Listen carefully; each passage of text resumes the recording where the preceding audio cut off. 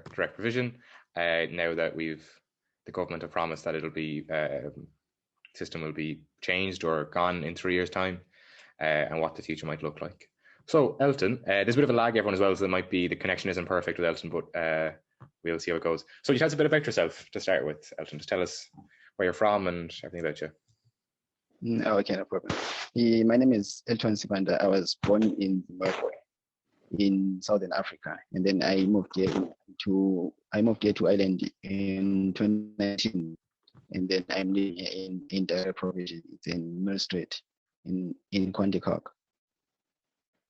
I'm currently doing art in St. John's Central College, and I'm hoping to continue doing art in Crawford University, in Crawford, I mean.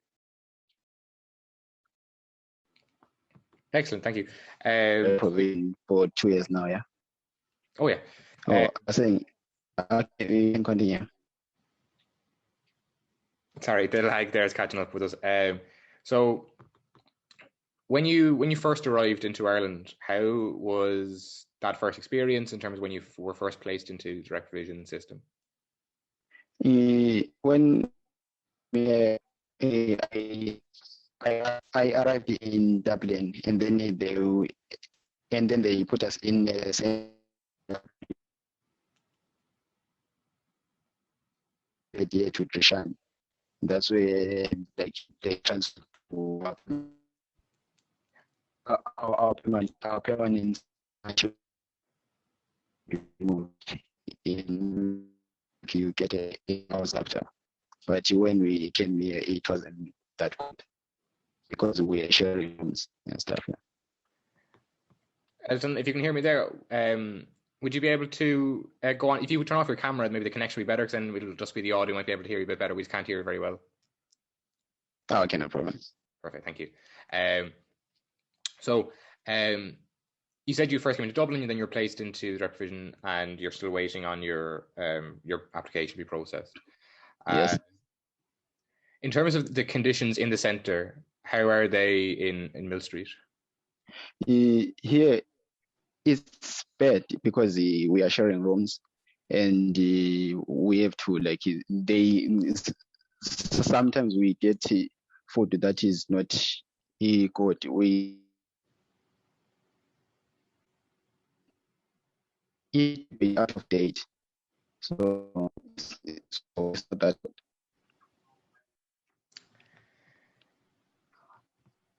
Sorry, now you just keep cutting out there now. The connection isn't great. A literal example of the lack of resources in the centres. So, okay, hopefully the connection will be better there this time. So, Elton, so you were saying, so you arrived from Zimbabwe into direct provision 2019, and you've been waiting since. The conditions, you've already spoken about the food and the problems with that in the centre. What about the living conditions in terms of bedrooms and cooking facilities?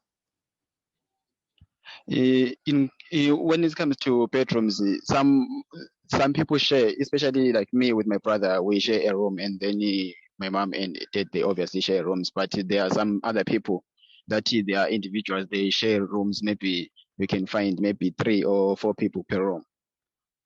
And in terms of cooking, yeah. And then in terms of cooking facilities, are you able to cook your own meals? Yes, we cook for ourselves, but we have only one kitchen. We only have one kitchen for like for like everyone to use. But now they are starting to bring like some other stuff. So they are improving, yeah. And how many people are living in the centre at the moment? For now, I'm not sure. Maybe it's around 200 people. So it's one of the biggest. So in Cork, definitely, probably one of the biggest in the country, even. Yes. I guess so, because it is 9 hostels inside. And in terms of your application, when do you hope that you'll be able to leave the direct provision centre?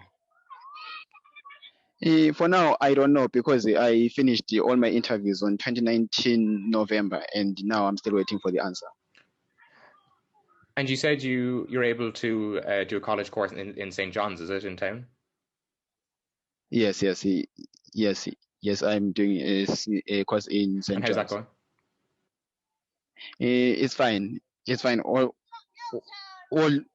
although we don't qualify for our social grants like SUSE grant and some VITOS grant, yeah, we don't qualify. So you have to pay for it yourself? Yes, we have to pay it for ourselves. Yeah. And it's the rate for adults in the adults living in the centre, in refugee centres, it's saying it's 38 euro a week, is it? It's 38 euro. Yes, it's 38 euro per week. And what generally does that have to cover then? For what expenses do you need to cover with that money? It's money for, maybe you can buy something that you want. Maybe you can buy clothes, you can buy food. It's money for that. They just give us like only 38 euro per week. And so the government have promised that by 2024 direct provision will be replaced. What do you think a new system should look like? Maybe they can give us maybe houses, maybe like apartments. I don't know. I'm not sure. And so is it the cramped living conditions is the big issue? Is the fact you have to share a room with so many? That's the primary issue? Yes. That's the problem, because we share many rooms like with some strangers. So like they can, maybe some people maybe come from different religions. Maybe you can see maybe a Muslim person sharing a room with maybe an African person, and they cook different meals, and maybe some other people may be allergic to that meal. So like they will be forced to step outside in order for them to not catch that allergy. So it's a disaster. Has COVID been a big problem in the centre for you? It's a big problem because there's no social distance. We cannot have like a social distance whilst we are sharing a room. Maybe like there'll be 4 people in one room, so there'll be no social distance. Yeah. This is my last question. I'll open up to the room then. If you were to go to government tomorrow and explain direct provision and what it means to you and what you'd like to change, what would you say? Maybe I would say maybe they should give us maybe like freedom that we need. They should give us maybe some better rooms, and maybe they can change maybe the way we live. Maybe we can maybe cook for ourselves better, and maybe they can provide some grants for, especially for schools and colleges. Yeah. Excellent. Does anyone there have a question? I'll open up to anyone. If you want to just you can throw your hand up or whatever you want. Yeah, thanks very much, Elton, for sharing. That was brilliant. And yeah, I hope I'm sure there's lots of questions from everyone here.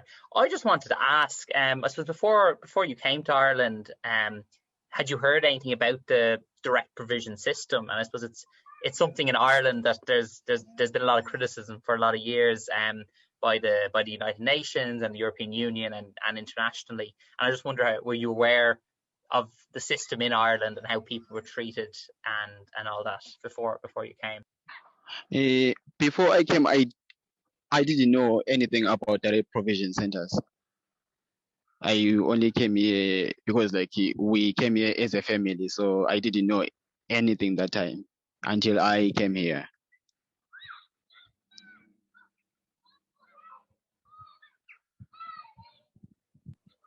And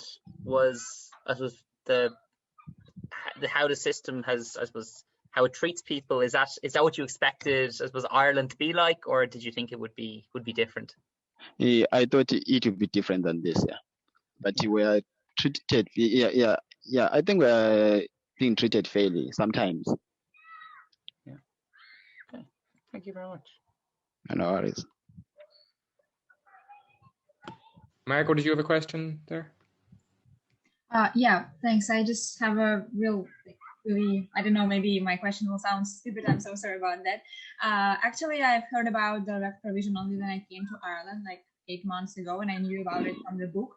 Maybe someone heard about it, like it calls This Hostel Life, written by the lady who actually lived in the ref provision.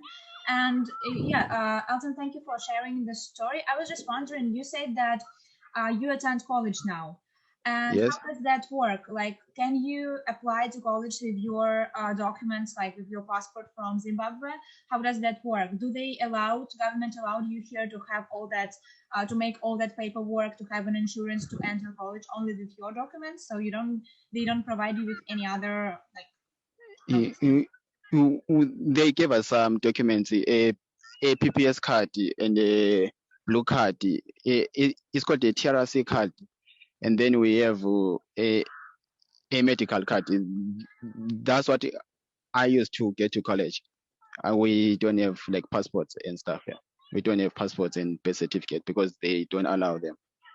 Okay, and now you are waiting for your passport or for your Irish residence permit, right?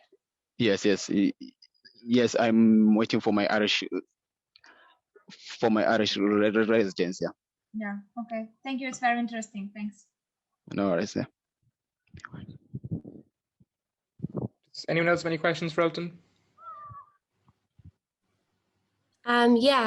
Just a quick question. I know that a lot of people, some people who come into Ireland into the direct provision centres already come in with a refugee status, and they're kind of brought back down to asylum seeker status.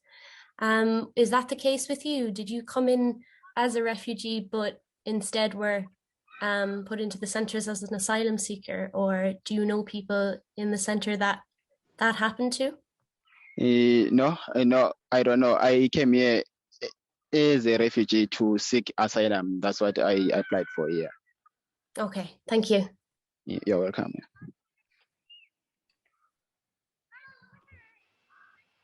Does anyone else have any? Oh, sorry, Paul, did you have something? Yeah, just in terms of like the people who manage the facilities, Elton, like, what is your experience with them? Like, are they nice to you, or like, are they rude, or how do you find them? I would say there are some who are rude, there are some who are nice. Especially like yesterday, I went to the city because like I work in the city, and then when I came back here, it was around 9 p.m. and then I called them to come and pick me up at the train station, and then they refused. So after that, I had to walk like almost 30 minutes from the train station to where I live. Yeah. And you had to walk, was it? Yeah. Sometimes they can refuse to come and pick us up at the train station, but sometimes they can come because we have a bus that drives us to train station and then come and pick us up, but sometimes they refuse to come.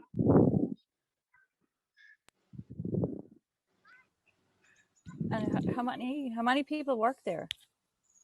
For now, I don't know. I'm not sure because there are many people here. Because some people work in other locations. So yeah, I'm not sure. Okay, thank you. You're welcome.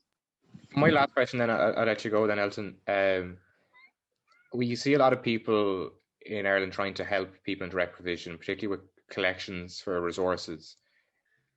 What do people in direct provision generally need? Like we see collections for all sorts of different things: clothes, food, sanitary items, health items, but all sorts of different things. What is under-resourced in direct provision centres? What do people need, and what would they like to get from those kind of collections and donations? I would say people here need maybe something that they can distract them. Like maybe they need maybe some activities, because we used to like go to UCC, maybe do some activities there. We paint, and then we sometimes they offer us like maybe a dance teacher, and then sometimes we can go out, maybe swimming, can go to the beach. So that's what we do here with the resources like that people offer us. Like sometimes they can offer us like clothes, and then they can put maybe clothes at the reception, and then whoever needs clothes can go to the reception and take those clothes. And then maybe on December they give us vouchers so we can go and buy clothes. They give us like vouchers like in every December, yeah. In every Christmas. Okay, very good. If there's anything else you want to add, please do. If it's not, we'll let you go, and we'll break out into small groups, the rest of us. No, I'm fine. I'll be just answering questions if someone needs to ask a question. Yeah, I'm free. I just wanted to ask, and you maybe not know, but in your direct provision center, do you know if the people who are working with you guys are actually vetted or not? Because What? that's something. So like, if you have to work with vulnerable people or with children, something, usually you have to be vetted to see if you have a criminal history. Yes, so yes, I'm just yes. wondering if you knew if the people in your center are vetted or. We are all vetted, so like maybe if we have a criminal record, we can't work. Oh no, not the people in the center, the people who work at the center. I'm not really sure. I'm not really sure about that. Yeah, I figured. Thank you. No, you're welcome. Elton, are you allowed to work? Yes. And yes, I have. I have a work permit. Like everyone here is allowed to work. After 9 months, they come to Ireland. They apply a work permit, and then after that, they can get a work permit. They can work anywhere they want. Yeah. I've heard that there's significant restrictions even if you do have a work permit. Was that your experience? No, I didn't experience that. Okay, thank you. Yeah, you're welcome. Hi, Elton. Sorry. Hi. We're all asking questions at the same time. Just a quick question. Do you notice that it's very common for people to wait a long time for their applications? Like, it sounds like you're almost 2 years this year.